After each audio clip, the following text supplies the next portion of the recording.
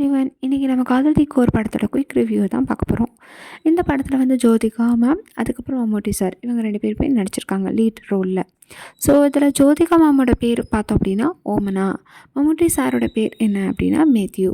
So மேத்யூக்கும் ஓமனாக்கும் கல்யாணமாகி 20 வருஷம் ஆன மாதிரி காமிச்சிருக்காங்க. அவங்களுக்கு ஒரு பெண்ணின்னு ஒரு பொண்ணு இருக்குது. அந்த பொண்ணுக்கு வந்து 19 வயசு. ஸோ மேத்யூவோட அப்பா, மேத்யூ, ஓமனா, பெமி இவங்கெல்லாம் சேர்ந்து இருக்கிற மாதிரி தான் காமிச்சிருக்காங்க. ஸோ இதில் மேத்யூ இருக்காங்கல்ல, மம்முட்டி சார், அவங்க வந்து கூட்டுறவு வங்கியில் அதிகாரியாக இருந்து ரிட்டையர் ஆன ஒரு ஆஃபீஸர் மாதிரி காமிச்சிருக்காங்க. இவங்களுக்கு வந்து பேங்க்கில் வந்து மக்களுக்காக நிறைய நன்மை செஞ்சனால இவருக்கு வந்து ஒரு குட் நேம் இருக்குது. ஓகேவா?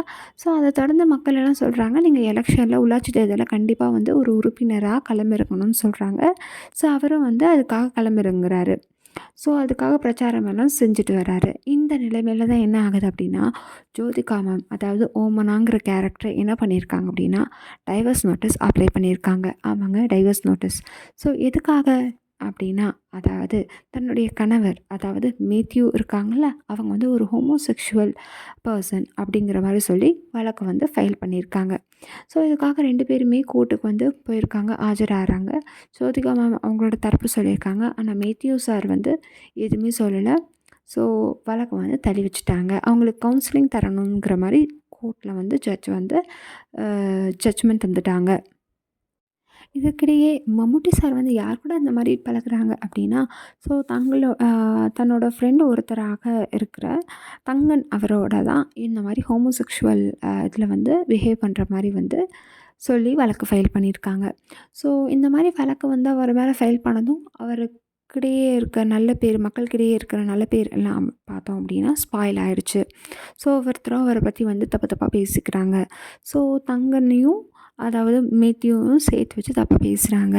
ஸோ நெக்ஸ்ட்டு இந்த மாதிரியே போயிட்டுருக்கு. கொஞ்சம் நேரம் கழித்து, அதாவது 3, 6 மாதம் கழித்து பார்த்தோம் அப்படின்னா, திருப்பி வந்து வழக்கு வந்து கோர்ட்டுக்கு வருது. அப்போ வந்து ஜோதிகா அம்மா வந்து ரொம்ப ஸ்ட்ராங்காக என்ன பண்ணுறாங்க அப்படின்னா, என்னால் வந்து இவரோட இருக்க முடியாது அப்படின்னு சொல்கிறாங்க. ஸோ இதுக்கு சாட்சி ஏதாவது வேணும்ல அப்படின்னு சொல்லி ஜட்ஜ் கேட்கும்போது, சாட்சி இருக்குது அப்படின்னு சொன்னோன்னே, யார் அது அப்படின்னா, ஸோ அது வேறு யாரும் இல்லை, மேத்யூவோட அப்பாவே வந்து அவருக்கு எதிராக வந்து சொல்கிறாரு.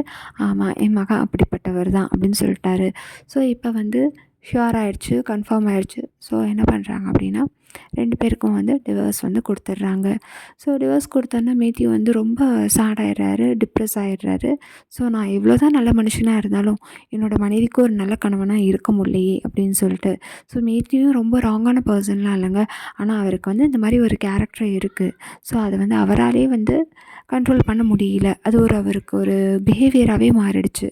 ஸோ இந்த மாதிரி ஃபீல் பண்ணிவிட்டு அவர் வந்து பார்த்தோம் அப்படின்னா, அவர் அப்பாக்கிட்ட வந்து அவங்க அப்பா, மேத்யூவோட அப்பாக்கிட்ட போய் சொல்கிறாரு, அப்பா நான் அப்போயே சொன்னேன்ல, கல்யாணத்துக்கு முன்னாடி சொன்னேன்ல, ஏன் வேணாம் அப்படின்னு, நீங்கள் தான் கேட்கல, இப்போ பாருங்கள் இது எங்கே வந்து விட்டுருக்கு அப்படிங்கிற மாதிரி சொல்லி அழுதுட்டுருக்காரு. அதுக்கப்புறமேட்டு மேத்யூ வந்து ஜோதிகா மேம் கிட்ட போகிறாரு, அதாவது ஓமனா கூட போகிறாரு.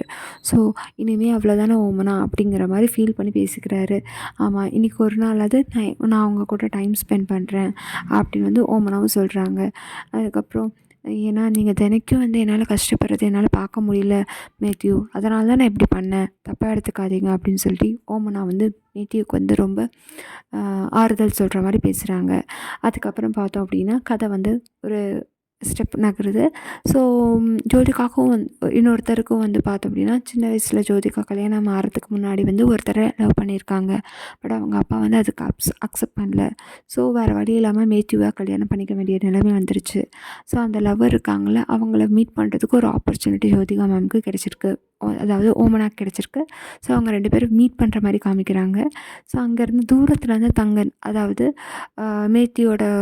மேத்யூவோட ஹோமோசெக்ஷுவல் பர்சன் சொல்கிறோம்ல, அதாவது இங்கே காதலன்னு சொல்லுவோம்ல, அவங்க வந்து அங்கே நின்றுட்டு அவங்கள மேத்யூவாக பார்க்குறாங்க. ஸோ பார்த்தோம் அப்படின்னா, அப்புறம் கடைசியில் வந்து ஜோதிகா மேம், அதாவது ஓமனாவே வந்து மேத்யூவோட பிரச்சாரத்துக்கு வந்து ஹெல்ப் பண்ணுறாங்க, போஸ்டர்லாம் ஒட்டுறாங்க. கடைசியில் மேத்யூ வந்து அந்த எலெக்ஷனில் வின் பண்ணுறாங்க. ஸோ இந்த மாதிரி ஒரு கதை வந்து ஒரு பாசிட்டிவிட்டியாக மாதிரி கதை எண்ட் ஆகுது. இதில் வந்து யாருக்கு என்ன வேணுமோ அது வந்து விட்டுறணும். ஸோ அதுக்கு மீறி போய் நம்ம ரொம்ப ப்ரெஷர் பண்ணி கொடுத்தோம் அப்படின்னா ரொம்ப வந்து இது மற்றவங்களுக்கும் பேர்டன் ஆகும், தனக்கும் பேர்டன் ஆகும் அப்படிங்கிற மாதிரி ரொம்ப வந்து சென்சிட்டிவான விஷயத்த வந்து ரொம்ப பாசிட்டிவான வேல வந்து சொல்லியிருக்காங்க. ரொம்ப நல்லாவே ஹேண்டில் பண்ணியிருக்காங்க டைரக்டர். Thank you.